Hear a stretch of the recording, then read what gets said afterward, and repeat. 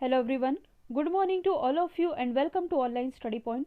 दोस्तों, आज की इस वीडियो में हम 20 और 21 फरवरी से रिलेटेड करंट अफेयर के सभी इंपॉर्टेंट क्वेश्चन को कवर करने वाले हैं। तो सबसे पहले मैं आप लोगों को कुछ जानकारी दे दूं।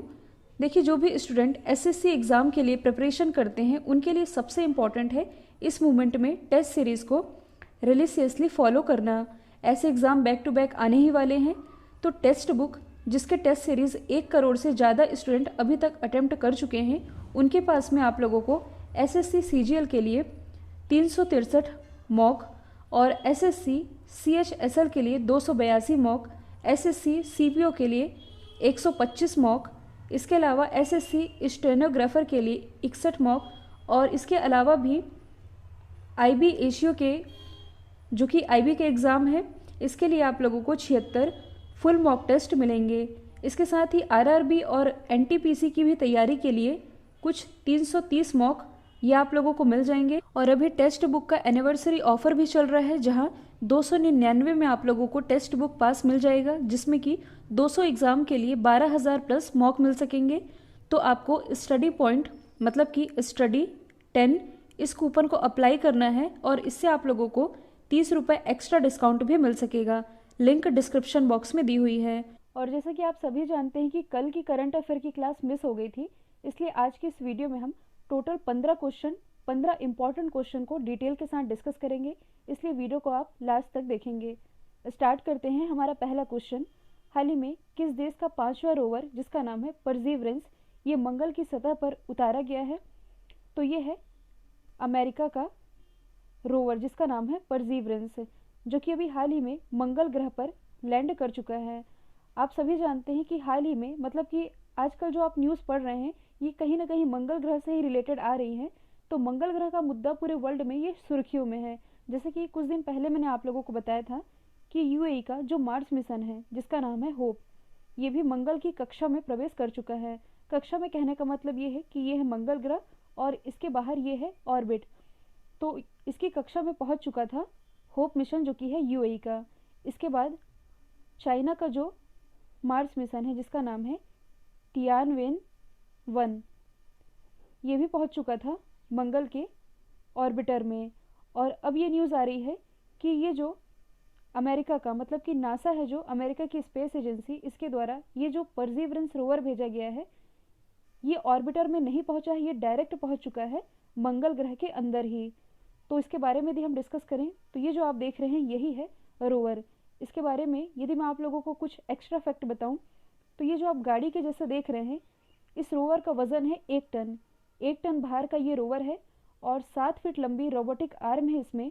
और ये जो आप कैमरे देख रहे हैं इसमें लगभग 19 कैमरे इसमें सेट है जो कि घूम घूम कर वहाँ की लोकेशन को और जो भी चीज़ें वहाँ है मंगल ग्रह में उन्हें रिकॉर्ड करेगा।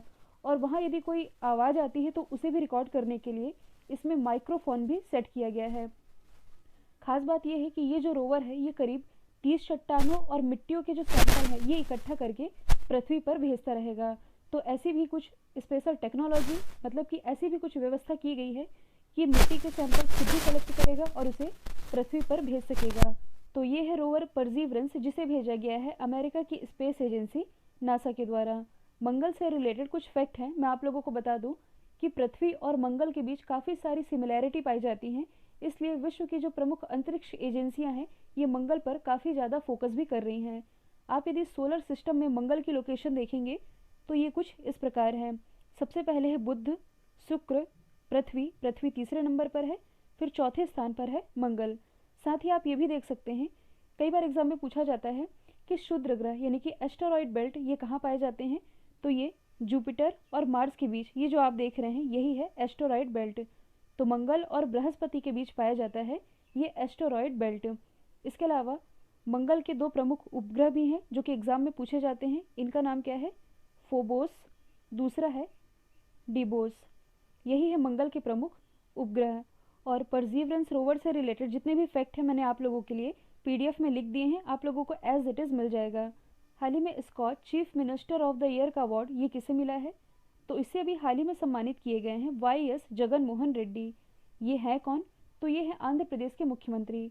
अच्छा, ये अवार्ड इन्हें क्यों दिया गया है, Skoch chief minister of the year का अवार्ड? तो देखिए वैसे आप लोग इस समय जो इम्पोर्टेंट स्कीम पढ़ रहे होंगे ये मोस्टली पश्चिम बंगाल, केरल, तमिलनाडु और असम की सबसे ज़्यादा पढ़ रहे होंगे। क्यों पढ़ रहे हैं? क्योंकि इन राज्यों में चुनाव हैं, इसलिए स्कीम भी ज़्यादा निकल कर आ रही हैं।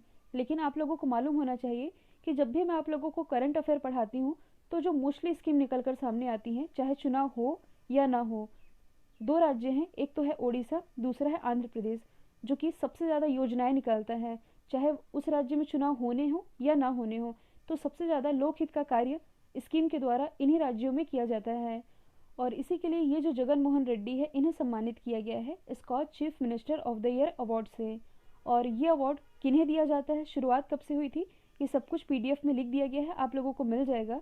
साथ ही यहाँ बात की जा रही है अवार्ड की, किसी राज्य के चीफ मिनिस्टर को कोई अवार्ड मिला है तो आप अदर ऑप्शन को भी रिलेट कर सकते हैं, जैसे कि नवीन पटनायक जो कि है ओडिशा के मुख्यमंत्री, इन्हें भी हाल ही में पेटा इंडिया के द्वारा हीरो टू एनिमल अवार्ड से नवाजा गया था।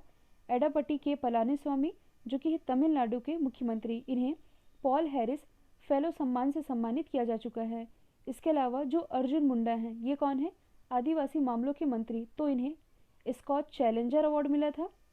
इसमें आप कंफ्यूज नहीं होइएगा, Skoch challenger award, Arjun Munda Skoch chief minister of the year award, Y S. Jagan Mohan Reddy. अगला क्वेश्चन है, हाल ही में किस राज्य के कालाहांडी जिले में स्थित करलापाट वन्य जीव अभ्यारण्य में हेमरेज सेप्टिसीमिया के कारण 6 हाथियों की मौत हो गई है?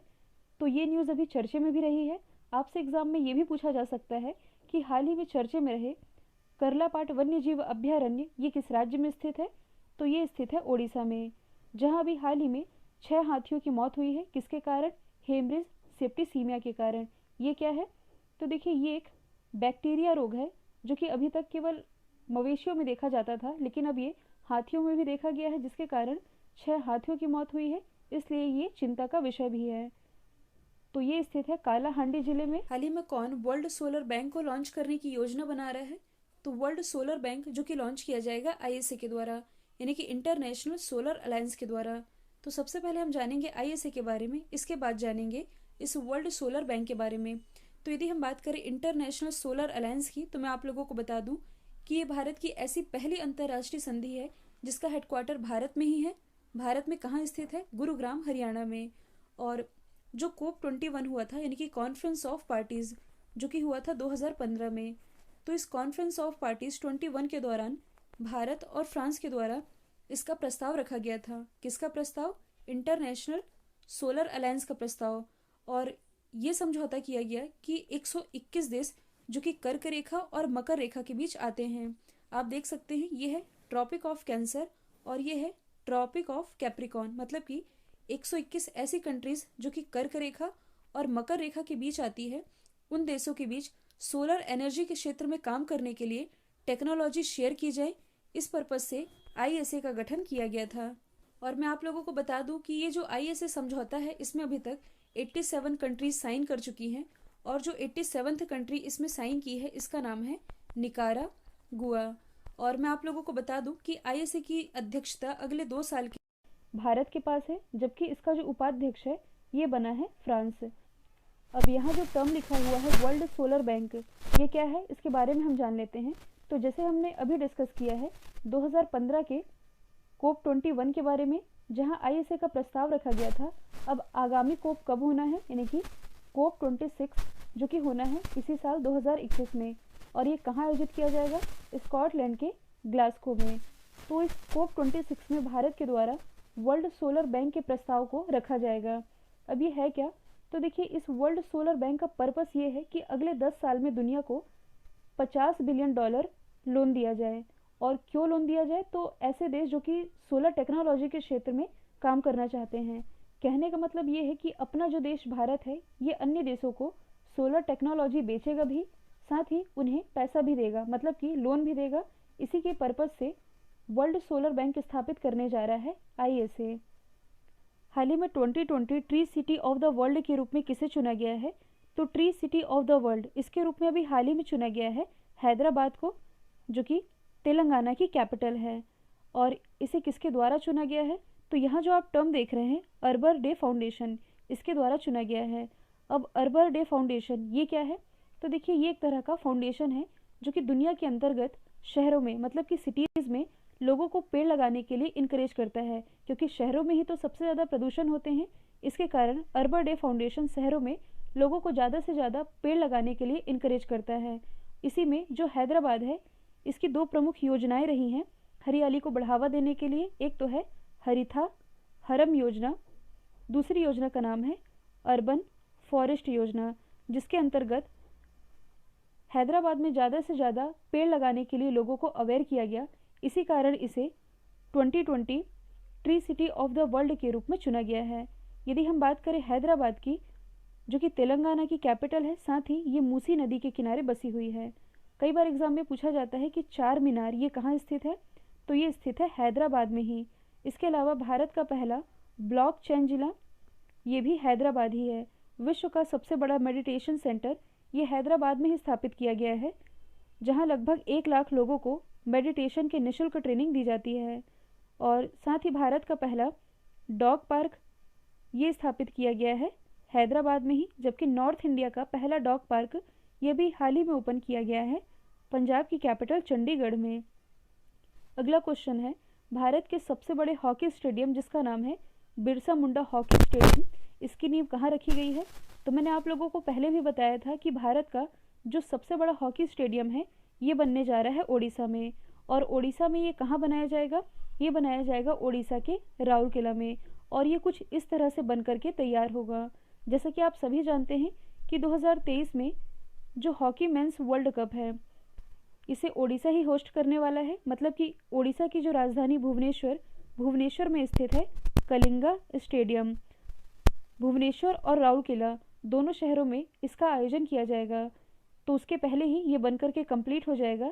साथ ही ये भारत का सबसे बड़ा स्टेडियम तो होगा ही, जहां 20,000 लोगों की बैठक क्षमता होगी। और इसका जो नाम है ये बिरसा मुंडा हॉकी स्टेडियम रखा गया है। बिरसा मुंडा जो कि एक स्वतंत्रता सेनानी रहे हैं। अब इस क्वेश्चन में बात की जा रही है भारत के सबसे बड़े की, तो भारत का सबसे बड़ा मल्टी मॉडल लॉजिस्टिक पार्क ये बनाया जाएगा गुजरात में।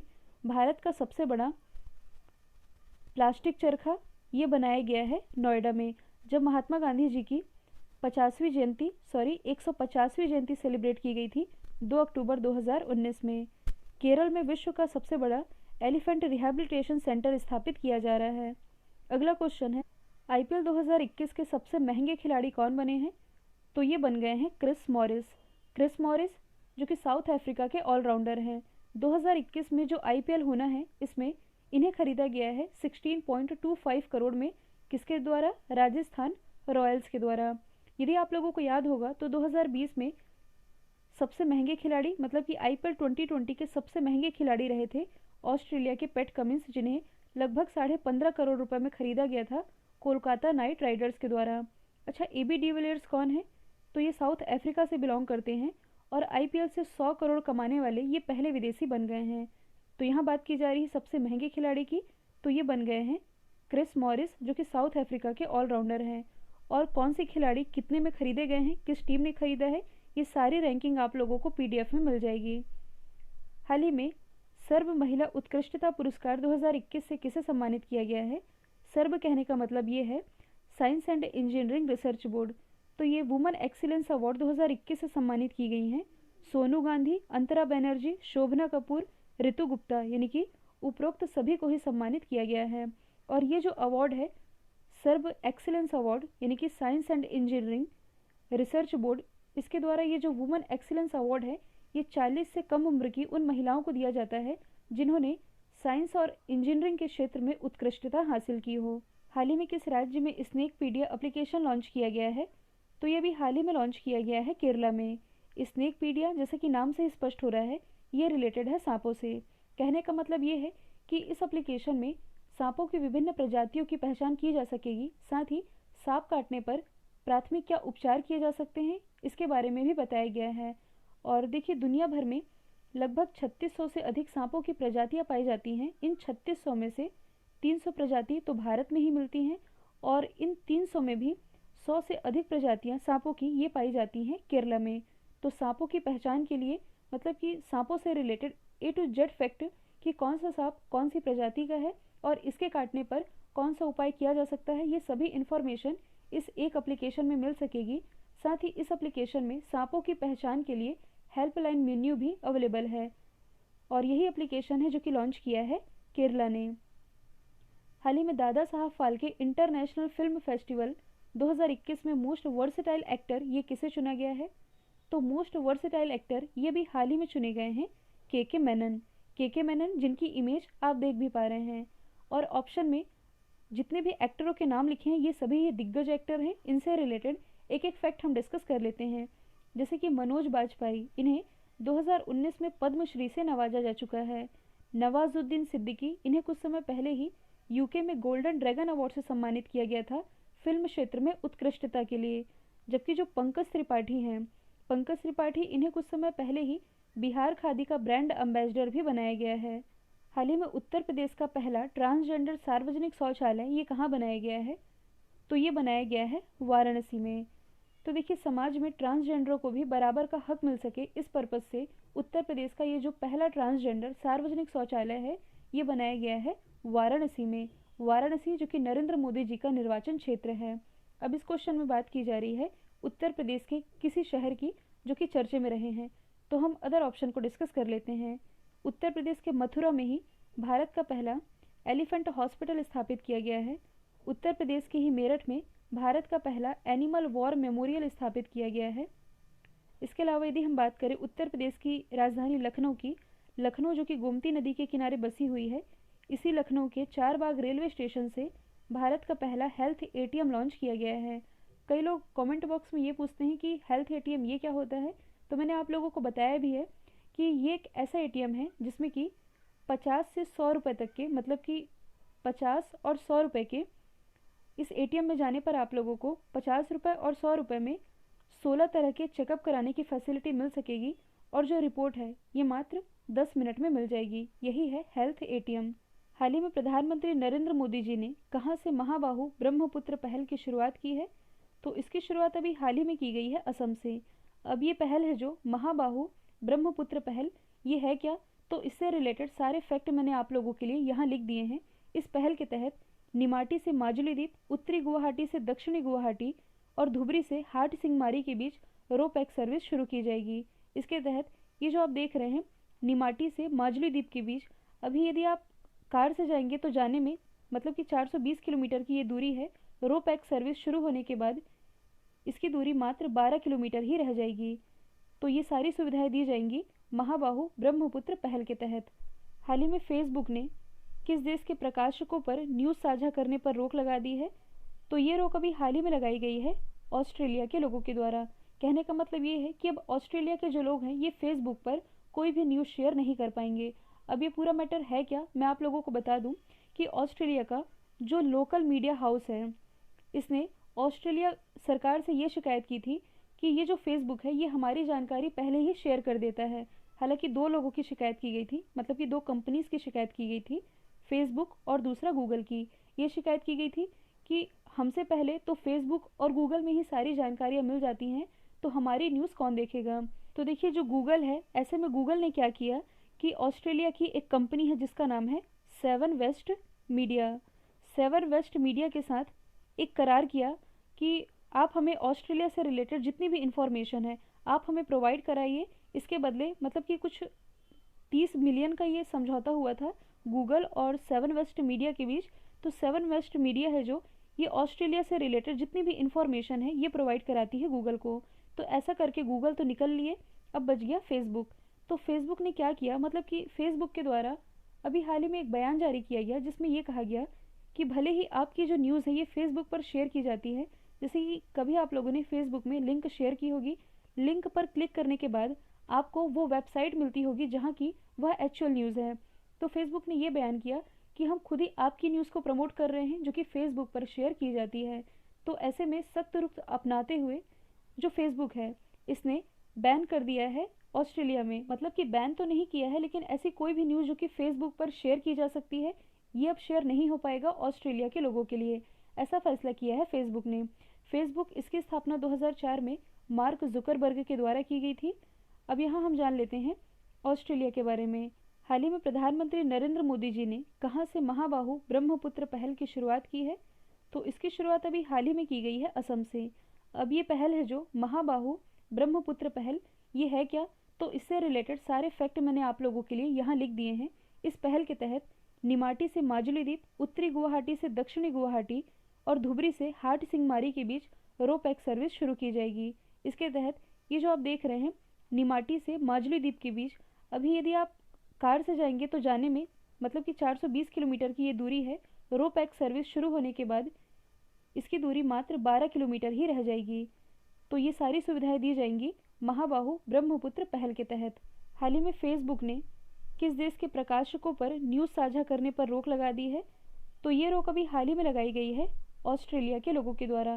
कहने का मतलब ये है कि अब ऑस्ट्रेलिया के जो लोग हैं ये फेसबुक पर कोई भी न्यूज़ शेयर नहीं कर पाएंगे।